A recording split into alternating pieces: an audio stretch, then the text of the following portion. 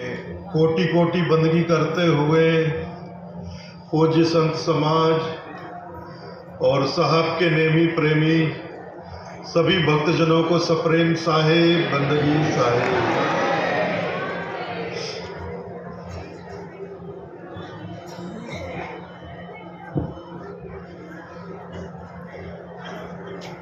प्रयागराज के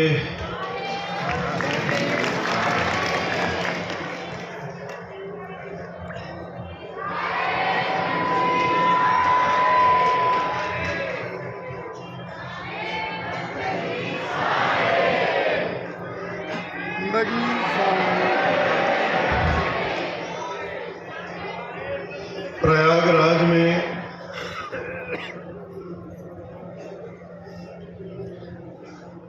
गंगा जमुना के तट पर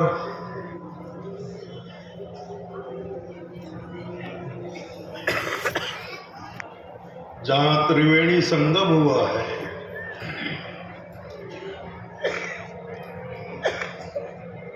प्रति 12 वर्ष में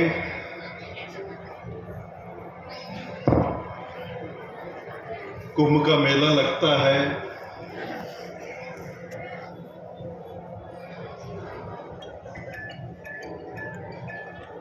हम सब लोग इस कुंभ मेले में भाग लेने के लिए अनेक स्थलों से आते हैं। हजारों में नहीं, लाखों में नहीं, करोड़ों में आते हैं।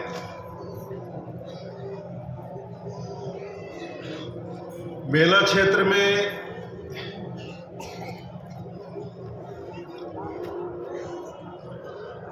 हम गंगा की धारा भी देखते हैं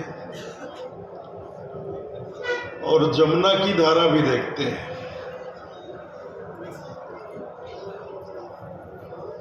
और जहां दोनों धाराओं का संगम हुआ है, उस स्थल पर जाकर हम गंगा और जमुना का समागम भी देखते हैं। हालांकि उस स्थल को कहा गया है त्रिवेणी संगम, लेकिन धाराएं हमें सिर्फ 2 दिखलाई पड़ती है, एक गंगा की धारा, दूसरी जमुना की धारा। लेकिन जो तीसरी धारा है, सरस्वती की धारा, वो दिखलाई नहीं पड़ती। क्यों दिखलाई नहीं पड़ती? और दिखलाई पड़ेगी भी नहीं। जो तीसरी धारा है सरस्वती की, वो दिखलाई पड़ेगी भी नहीं, वो सुनाई पड़ेगी।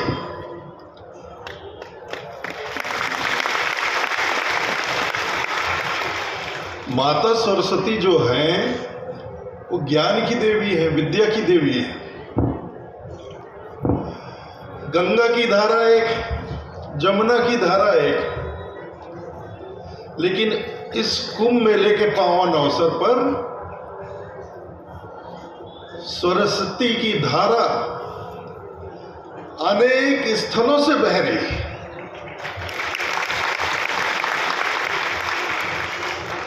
हजारों हजार ऋषि मुनि संत महात्मा यहां पधारे, बड़े ज्ञानी, बड़े तपस्वी, और हर किसी साधु संत महात्मा के श्रीमुख से निरंतर सरस्वती की धारा प्रवाहित हो रही है। लेकिन गंगा जमुना की धारा की तरह हम सरस्वती की धारा को अगर आंखों से देखना चाहें तो कभी दिखलाई नहीं पड़ेगा। उसे हमें श्रवण करना पड़ेगा, कान से सुनना पड़ेगा। और सबसे ज्यादा सरस्वती की धारा ही बह रही इस कुंभ मेले में। 25 सेक्टरों में बटा हुआ है ये कुंभ। किसी भी सेक्टर में चले जाइए, किसी भी मार्ग पर चले जाइए, किसी भी छावनी में चले जाइए, हजारों लाखों में संत महात्मा पधारे। हर किसी संत महात्मा के मुखार बिंद से सरस्वती की धारा बह रही है।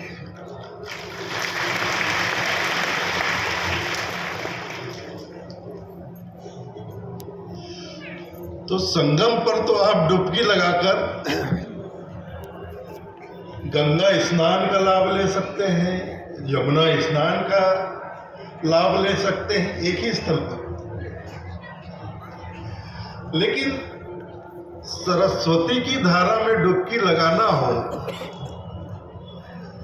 तो इस कुंभ मेले में जहां कहीं भी कोई संत महात्मा पधारे हो, उनके पास उनकी शरण में बैठ जाओ, उनकी शरण में सामने उनके सानिध्य में बैठ जाओ। वो अपने मुखार बिंद से निकलते हुए अमृत की धारा से तुम्हें सराबोर कर देंगे।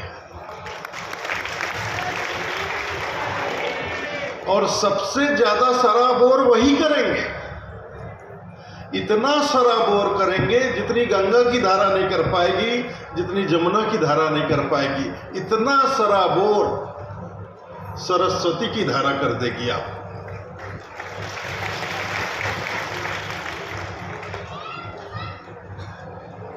क्योंकि जो संत होते हैं, जो सद्गुरु होते हैं, वो तो प्रेम का बादल होते हैं। जो सद्गुरु होते हैं, जो परम संत होते हैं, वो प्रेम का बादल होते हैं। और इस प्रेम के बादल से सदा ही प्रेम की वर्षा होती रहती है। और जो उनकी शरण में चला गया, उस वर्षा में भीगकर सराबोर हो जाते हैं।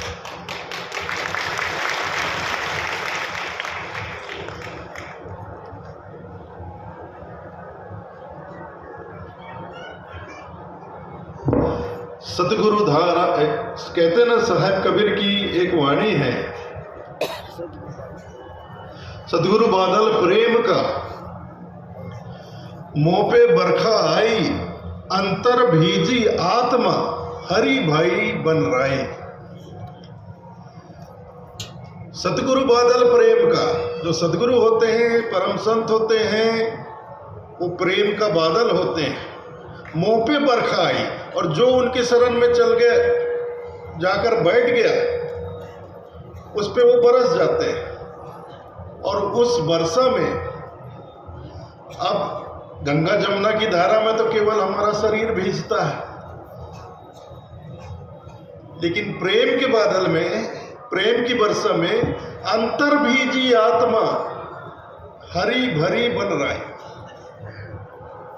सिर्फ तन नहीं भीगता, मन भी भीग जाता है, हमारी आत्मा भीग जाती है, और हमारे जीवन में फिर से हरियाली आ जाती है।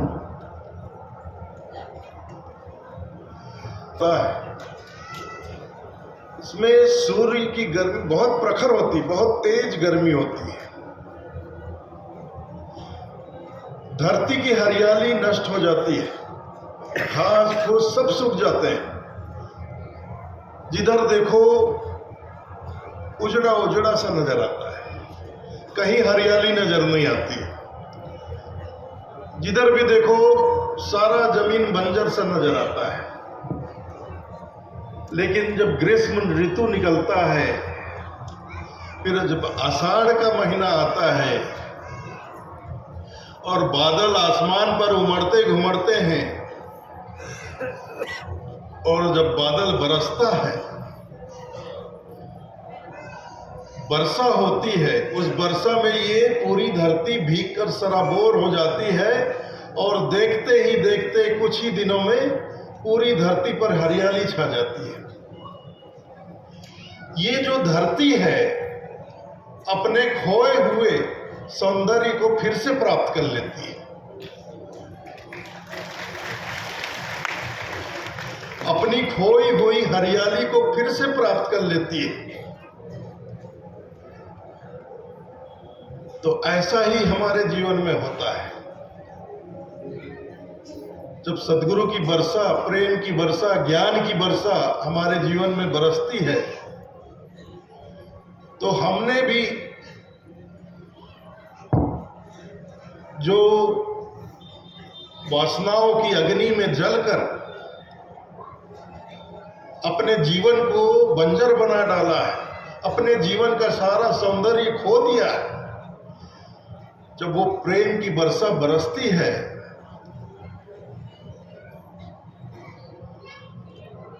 तो हम अंदर से भीग कर अंतर भीजी आत्मा हरी भरी बन रहे, हमारी आत्मा भीग जाती है,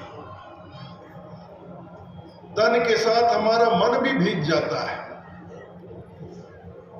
हमारे विषय वासनाओं की अग्नि शांत हो जाती है। कैसी भी आग लगी हुई हो, जब मूसलाधार बारिश होती है तो अग्नि शांत हो जाती है, सारी तपन मिट जाती है, बुझ जाती है और फिर से एक बार हरियाली आ जाती है। तो जैसे ही संत महात्माओं और सदगुरु के प्रेम का बादल हम पे बरसता है तो हमारे मन में, हमारे तन में जो विषय वासनाओं की अग्नि जल रही होती वो सब शांत हो जाती है, अग्नि बुझ जाती है, शीतलता आ जाती है जीवन में और फिर से वही सौंदर्य, फिर से वही हरियाली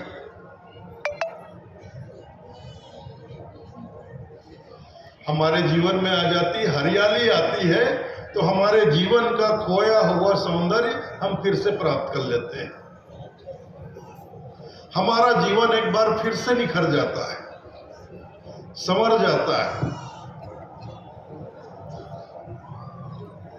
हमारा जीवन फिर एक बार परम आनंद से भर जाता है, सारे दुख, सारी पीड़ाएं समाप्त हो जाती है। इसीलिए तो संतों को परमार्थी कहा जाता है। संत बड़े परमार्थी, जाको शीतल अंग, तपन बुझावे और की दे दे आपन रंग। संत जो होते हैं बड़े परमार्थी होते हैं। संत बड़े परमार्थी, जाको शीतल अंग, तपन बुझावे और की दे दे अपन रंग। संत बड़े परमार्थी होते हैं और वो अपने आप में बड़े शीतल होते हैं, क्योंकि जो संत होते हैं वो अपने मन की विषय वासनाओं की आग को शांत कर चुके होते हैं, विषय वासनाओं की अग्नि को बुझा चुके होते हैं। उनके जीवन में सिर्फ शीतलता होती है, ठंडक ही ठंडक होती है। और जो कोई भी उनकी शरण में जाता है तो अपने जीवन की शीतलता अपने शरण में आने वाले को भी प्रदान कर देते हैं। तपन बुझावे और की दे दे अपन रंग। तो जो कोई भी विषय वासनाओं में जलता हुआ जीव उनकी शरण में जाता है तो उसकी भी तपन, उसकी भी अग्नि को बुझाकर शांत कर देते हैं और अपनी तरह ही शीतलता उसको प्रदान करके अपने ही रंग में रंग लेते हैं, अपने जैसा ही उसका जीवन भी आनंद से भर देते हैं।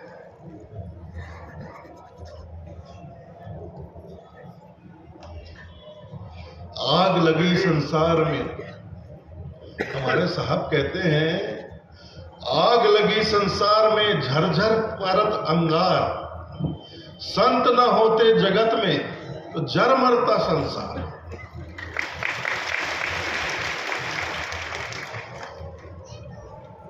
आग लगी आकाश में, आकाश में आग लगी हुई है।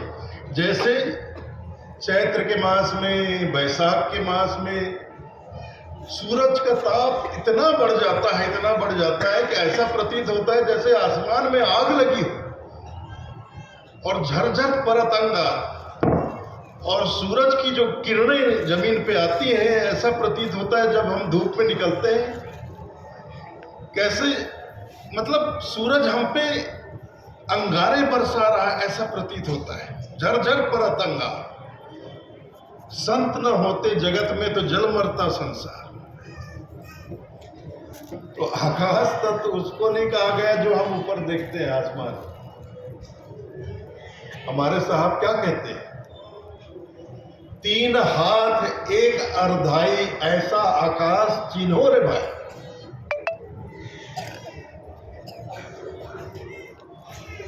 तीन हाथ 1 अर्धाई अर्थात 3.5 हाथ, 3 हाथ 1 अर्धाई ऐसा आकाश चिन्हो रे भाई। ये 3.5 हाथ का आकाश कहां है, किसे कहते हैं? इस शरीर को कहते हैं। जैसे ये मेरा शरीर है, ये मेरा शरीर है, तो मेरे हाथ में इस शरीर की पूरी लंबाई 3.5 हाथ होगी। किसी भी रस्सी को आप अपने हाथ से कोहनी से उंगली तक नापिए, 3.5 हाथ नाप लीजिए। उसके बाद किसी को कहिए कि पैर से सिर तक लगाओ, मतलब 1 मिलीमीटर भी कम ज्यादा नहीं होगा, उतना ही हमारे शरीर की लंबाई होगी।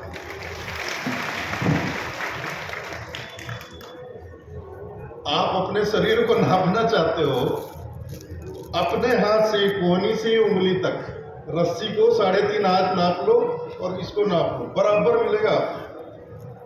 तो हमारे सदगुरु इस आकाश की बात करते हैं, ये शरीर,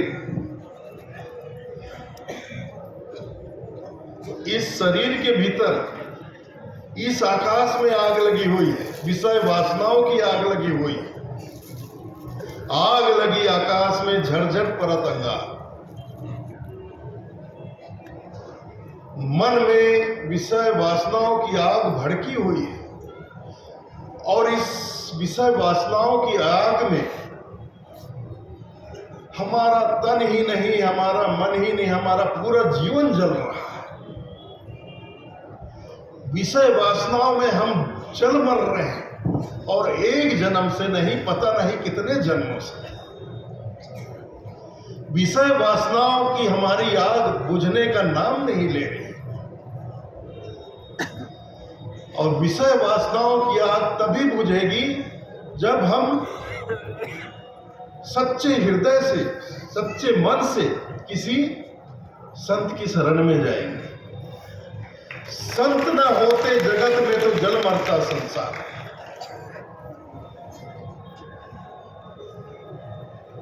संत ही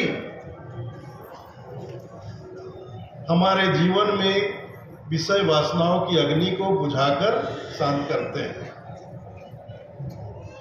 उनकी प्रेम रूपी वर्षा, उनकी ज्ञान रूपी वर्षा से ही हमारे जीवन की अग्नि, विषय वासनाओं की अग्नि शांत होती है और हमें शीतलता प्राप्त होती है।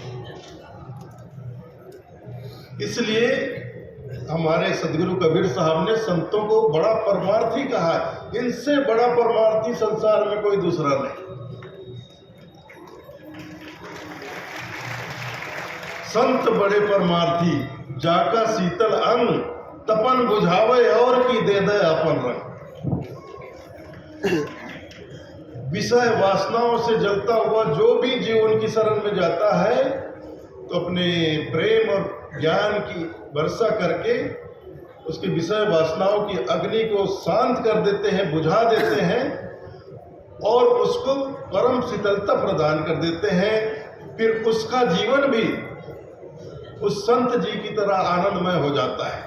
तपन बुझावे और की दे दे अपन रंग, उसको अपने रंग में रंग ले। जैसे स्वयं पर परम आनंद स्वरूप में है, परम आनंद में डूबे हुए हैं, वैसे ही अपनी शरण में आने वाले को भी वो परम आनंद में डुबो देते हैं।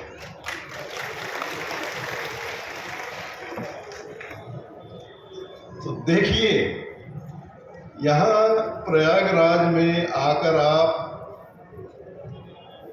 गंगा की धारा को खूब देख सकते हैं, जमुना की धारा को खूब देख सकते हैं। गंगा की धारा में खूब डुबकी लगा सकते हैं, जमुना की धारा में खूब डुबकी लगा सकते हैं। और दोनों नदियों का जहां मिलन हुआ है, जो संगम स्थल है, वहां भी जाकर आप खूब डुबकी लगा सकते हैं और वहां डुबकी लगाकर अपने इस शरीर को शीतलता प्रदान कर सकते हैं। लेकिन अपने मन को, अपनी आत्मा को वहां शीतलता नहीं मिले।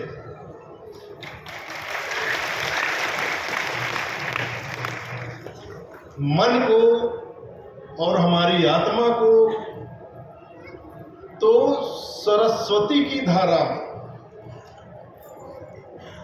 सरस्वती की धारा में जब हम डुबकी लगाएंगे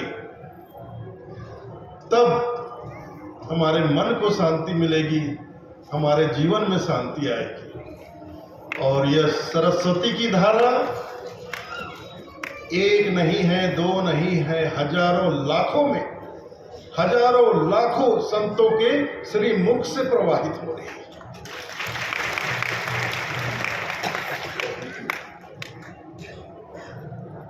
आपकी जैसी मर्जी, आप तीर्थराज प्रयागराज में गंगा की धारा में डुबकी लगाइए, खूब डुबकी लगाइए, फिर जमुना की धारा में जाकर डुबकी लगाइए, फिर संगम पे जाकर डुबकी लगाइए। लेकिन इसके साथ साथ आपको संतों की शरण में जाकर, सदगुरु की शरण में जाकर उनके मुखार बिंद से प्रवाहित हो रहे सरस्वती की धारा में भी डुबकी लगानी पड़ेगी, तब आपका यह तीर्थ सफल हो।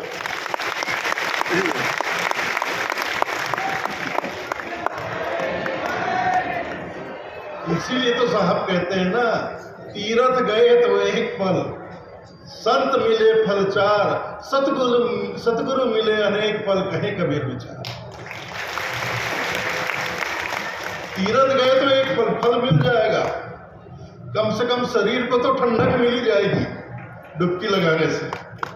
संत मिले फल चार, संत से मिलेंगे, उसके सत्संग में बैठेंगे तो उनकी अच्छी बातें सुनकर थोड़ा मन को आराम मिलेगा। लेकिन अगर किसी सदगुरु की शरण में चले गए, सतगुरु मिले अनेक पल, सदगुरु की शरण में जिस दिन चले गए तो फिर जो फल मिलेगा उसकी गिनती नहीं है कि एक फल की, दो फल की, चार फल। सतगुरु मिले अनेक फल, कहे कबीर विचार। फिर सारा जीवन, पूरा का पूरा जीवन रूपांतरित हो जाएगा। हमारे जीवन में एक ऐसा परिवर्तन आएगा, ऐसा रूपांतरण आएगा, ऐसा सौंदर्य आएगा, मतलब फिर से बहार आ जाएगी हमारे जीवन में। पतझड़ के बाद जब बसंत बहार का मौसम आता है तो देखते हैं ना, चारों तरफ फूल खिल उठते हैं, वृक्षों में हरियाली छा जाती है, फूल खिल उठते हैं, महकने लगते हैं।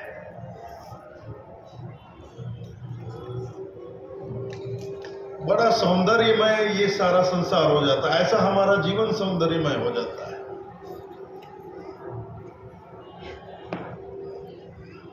तो कुंभ मेले में आना बहुत अच्छी बात है, गंगा जमुना में डुबकी लगाना ये भी बहुत अच्छी बात है। लेकिन गंगा जमुना की धारा की तरह ही अगर सरस्वती की धारा को भी हम वहीं कहीं ढूंढते रहे बाहर तो वो मुश्किल है। और आप लोग ढूंढते भी हो, ढूंढते रहते हो और अंत में कह देते हो नहीं नहीं नहीं, सरस्वती की धारा गुप्त है।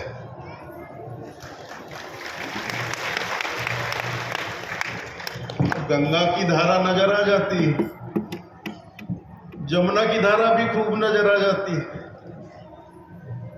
अब सरस्वती की धारा को भी खूब ढूंढने का प्रयास करते हो। मैंने बहुत लोगों को देखा है, संगम पे जाते हैं तो हाँ ये इधर से आ रही है, ये गंगा की धारा है, ये जमुना की धारा है, यही कहीं सरस्वती की धारा हो, ध्यान से देख। अपने साथियों को बोलते, सब ढूंढते, यही कहीं तीसरी धारा भी होगी। दिमाग चलेगा चालाकी। फिर जब नहीं मिलती सरस्वती की धारा तो कहते नहीं, सरस्वती की धारा तो गुप्त हो गई, सरस्वती की धारा गुप्त है। अरे सरस्वती की धारा ही तो सबसे प्रगाढ़ रूप से बह रही है इस कुंभ मेले में।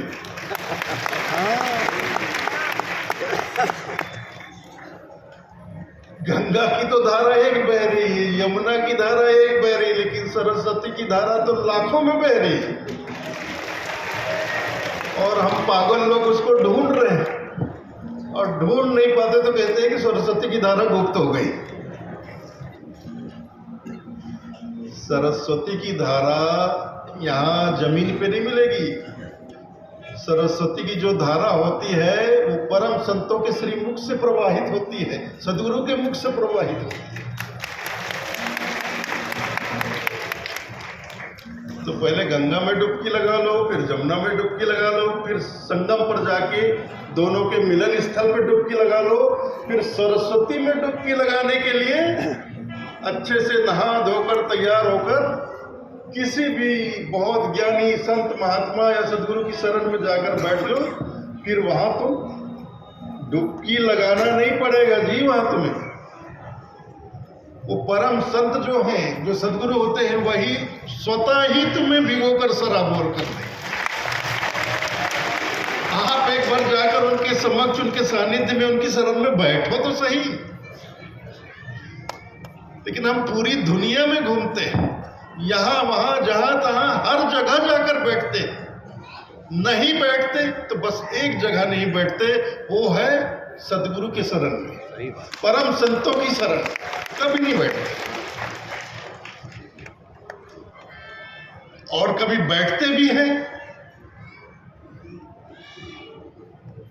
तो माया अभिमान लेकर बैठते हैं, माया अभिमान लेकर बैठते हैं। अब आप मेरे को एक बात बताइए, हम संतों की शरण में, सदगुरु की शरण में गए हैं कि उनके ज्ञान वर्षा में हम भीग कर सराबोर हो जाएं, उनके आशीर्वाद रूपी वर्षा में भीग कर हम सराबोर हो जाएं, लेकिन अपने सर के ऊपर माया और अभिमान की छतरी तान कर उनके पास जाए तो कैसे भीगेंगे? देखिए, आसमान से जैसे वर्षा हो रही, पानी बरस रहा है, हमारी इच्छा हुई कि इस बारिश में मैं भीग जाऊं।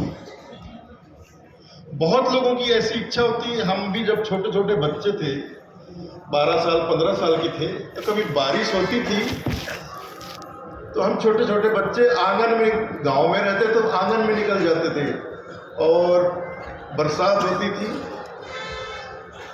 जब धीमे धीमे बरसात होती थी, पानी बरसता था, तब हम लोग सारे बच्चे आंगन में गोल गोल घूमते थे, बारिश में भीगते थे, बारिश में।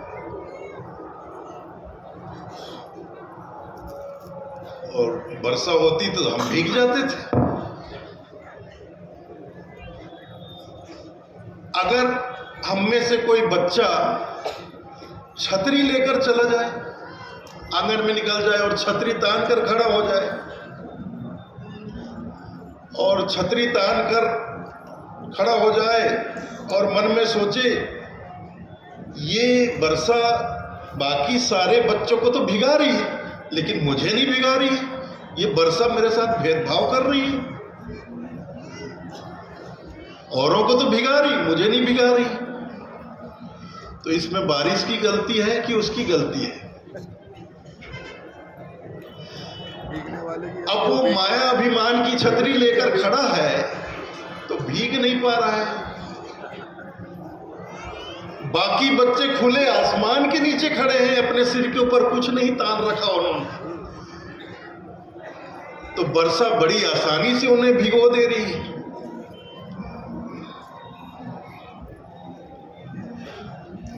इसीलिए देखिए, कभी भी संत मिलन को जाइए, सत्संग में जाइए, संत समागम में जाइए, सत्संग सुनने जाइए, तो हमारे साहब कहते हैं, संत मिलन को जाइए तज माया अभिमान, ज्यों ज्यों पग आगे धरे कोटिन यज्ञ समान। संत मिलन को जाओ, सत्संग में जब जाओ, गुरु के सत्संग में जाओ, तो माया अभिमान रूपी छतरी को छोड़कर जाओ, माया अभिमान को त्याग कर जाओ।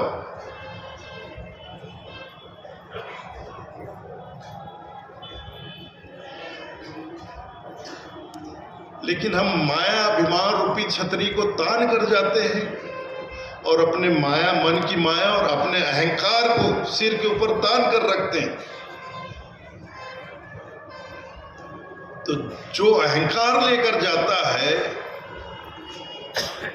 वो संतों की ज्ञान रूपी वर्षा से में भीग नहीं पाता। गुरु की कृपा से वह वंचित रह जाता है। और जो ज्ञान अभिमान की छतरी त्याग कर खुले हृदय से जाते हैं, खुले मन से जाते हैं, उनकी अंतरात्मा, उनका मन, उनका हृदय सद्गुरु के ज्ञान और प्रेम से भीग कर सराबोर हो जाता है। और जो अभिमानी होता है, सिर पे अभिमान को तान कर जाता है, वो जैसे जाता है सूखा का सूखा, वैसी सूखा का सूखा वापस चला आता है। कुछ नहीं मिलता, खाली हाथ जाता है, खाली हाथ आता है, कुछ भी प्राप्त नहीं होता है उसको। इसीलिए हमारे सद्गुरु हमें आदेश देते हैं, संत मिलन को जाइए तज माया अभिमान। कभी भी संतों के दर्शन के लिए जाओ, संतों के सत्संग में जाओ, गुरुदेव के सत्संग में जाओ, तो माया और अभिमान को त्याग कर जाओ।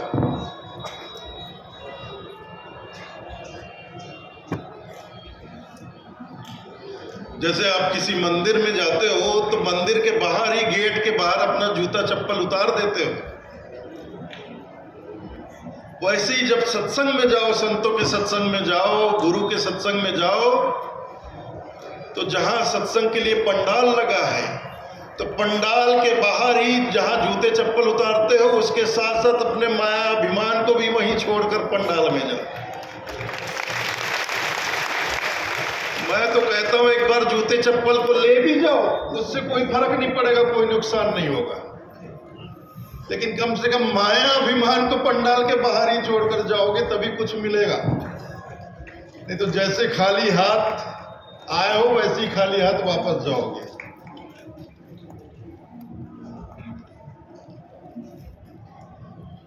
ये जो ज्ञान होता है, ये जो सद्गुरु का ज्ञान होता है, संतों से ज्ञान होता है, ये तो मतलब उनकी कृपा से ही हमें प्राप्त होता है। संतों का जो ज्ञान होता है, सद्गुरु का जो ज्ञान होता है, ये कोई सोने चांदी की तरह थोड़ी है जी, रुपए पैसे की तरह थोड़ी है। ज्ञान को हम किसी से छीन कर थोड़ी ना प्राप्त कर सकते।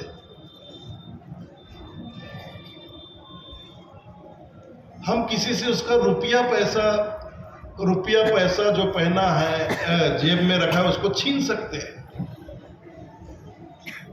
गले में सोने की चैन पहना, हम उसको छीन सकते हैं बलपूर्वक।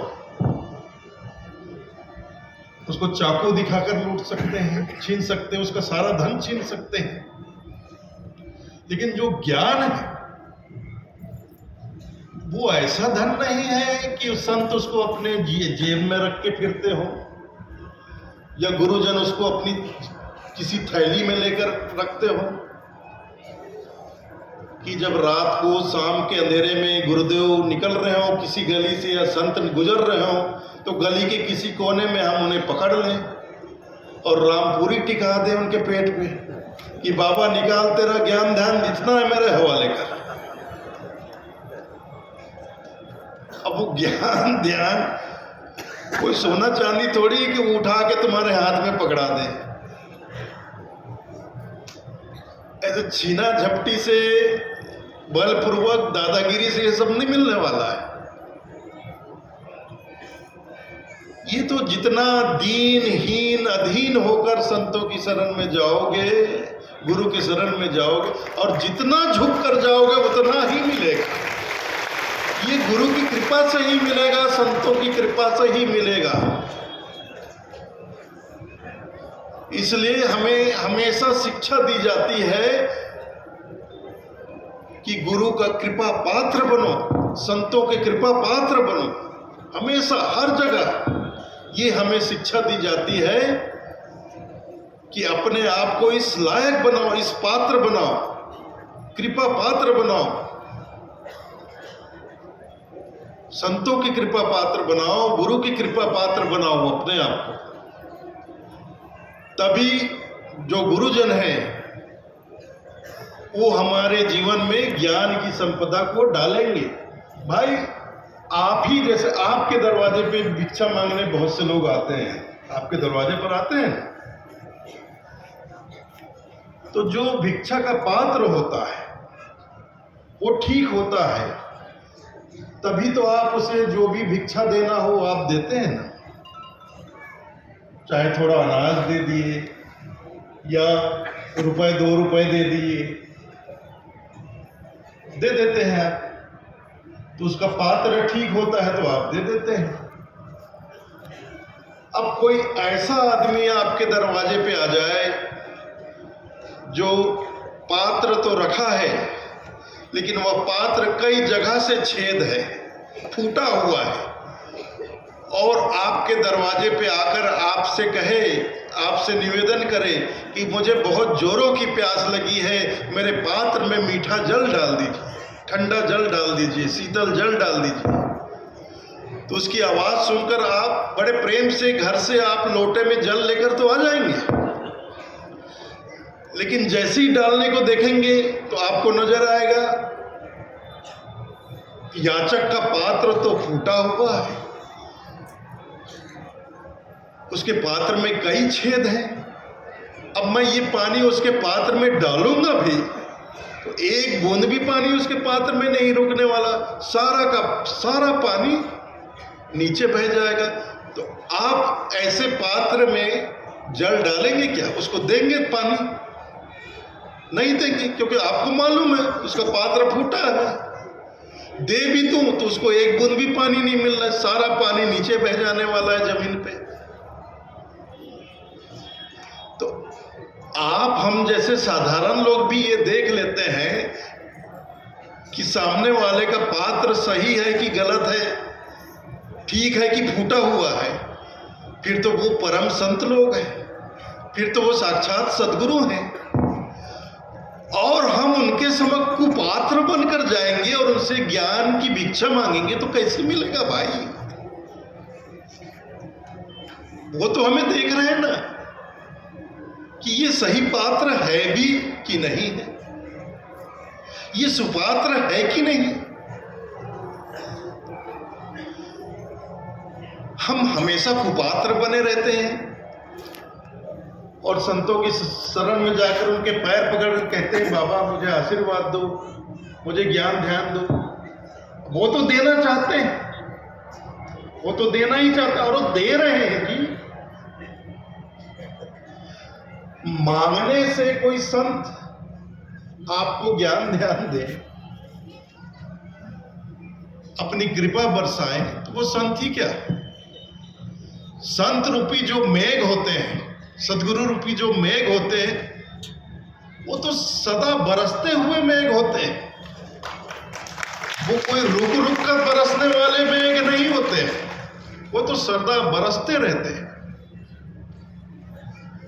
जो माया अभिमान की छतरी त्याग कर जाता है वो भीग जाता है, और जो तान कर जाता है वो वंचित रह जाता है। सीधी सी बात। तो आपको प्राप्त करना है तो सुपात्र बनकर जाइए, माया अभिमान की छतरी को पहले फेंकिए, फिर अपने आप को सुपात्र बनाइए और देखिए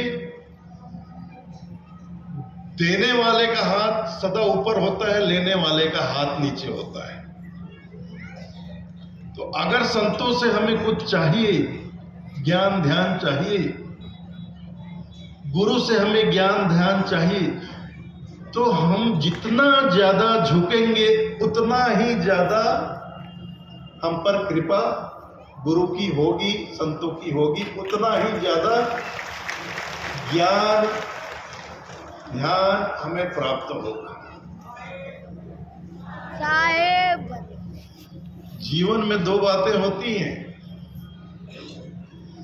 जीवन में दो बातें होती हैं। एक हो तो है झुकना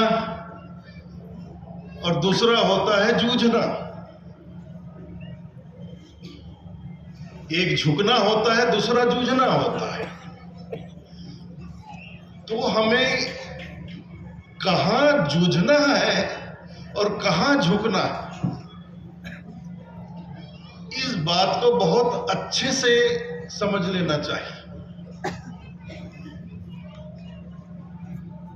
संतों के और गुरुजनों के समक्ष हम जितना झुकेंगे उतना ही ज्यादा हमें मिलेगा, उतना ही ज्यादा हमारा पात्र भरेगा। और संसार में जितना हम जूझेंगे,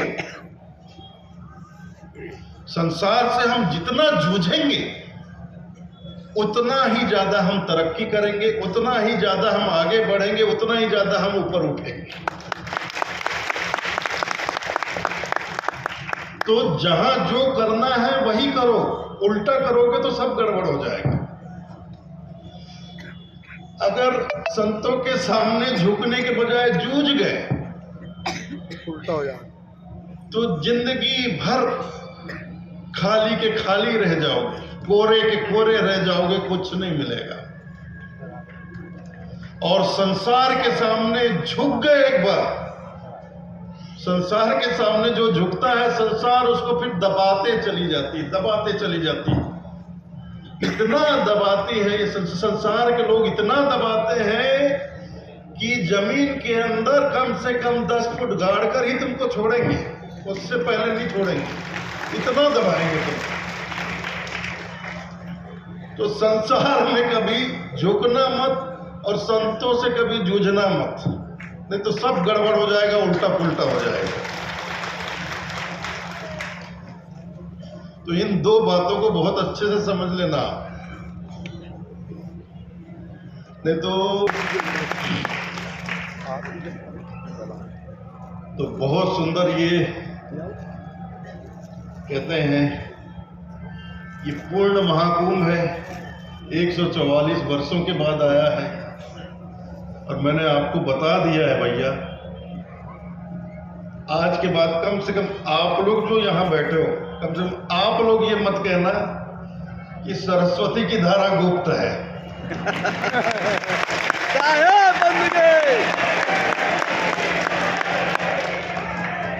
सरस्वती की धारा ही सबसे प्रगाढ़ रूप से प्रवाहित हो रही है।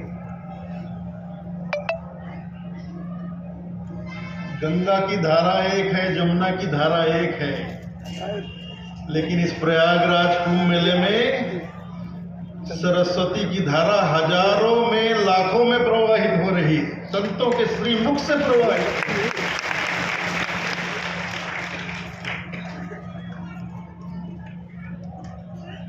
तो बिल्कुल देखिए, आज बता रहे थे पर्वतदास जी साहब हमें, ये हमारी छावनी का आज 20वां दिन है। हम तो शुरू से ही हैं,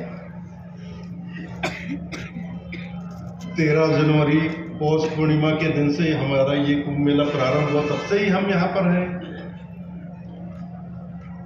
आज पूरे 20 दिन हो गए मेरे ख्याल से। और कल वैसे तो यहाँ बसंत पंचमी 3 जनवरी को कहा जा रहा है, लेकिन बसंत पंचमी का लगन तो कल प्रातः काल से ही प्रारंभ है। कल प्रातः काल से ही पंचमी का लग्न, बसंत पंचमी का लग्न लग जा रहा है, और परसों 3 तारीख को प्रातः ही समाप्त हो जा रहा है। तो बसंत पंचमी का पर्व तो हम लोग तो कल ही मनाएंगे।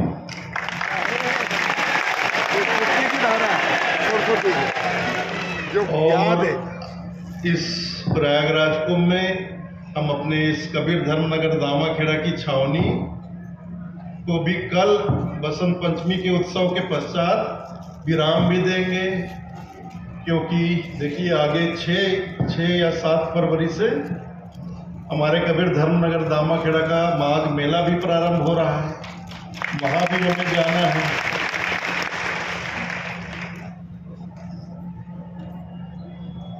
उसकी भी अब वहाँ है, काफी लोग हैं, तैयारी तो वहाँ भी चल रही है, लेकिन जाना तो पड़ेगा ना।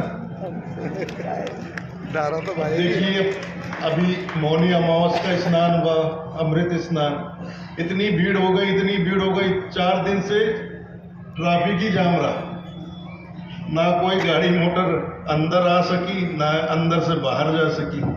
अब ऐसा ना हो कल से फिर भीड़ हो जाए, और परसों फिर से शाही स्नान है, अमृत स्नान है बसंत पंचमी का, फिर 2-3 दिन के लिए ना हो, ऐसा हो कि रास्ता बंद हो जाए और हम निकल ही ना पाए 4 तारीख तक।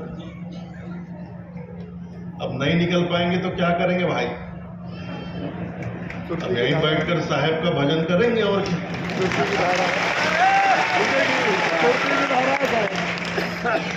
साहब के भंडारे में अपने सदगुरु का प्रसाद पाएंगे और यहाँ बैठकर अपने सदगुरु का गुणगान करेंगे,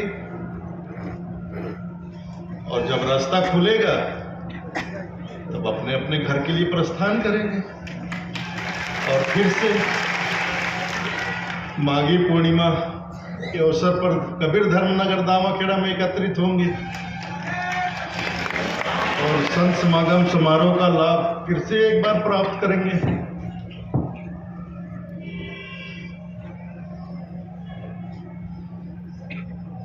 तो और ज्यादा कुछ नहीं बोलते हुए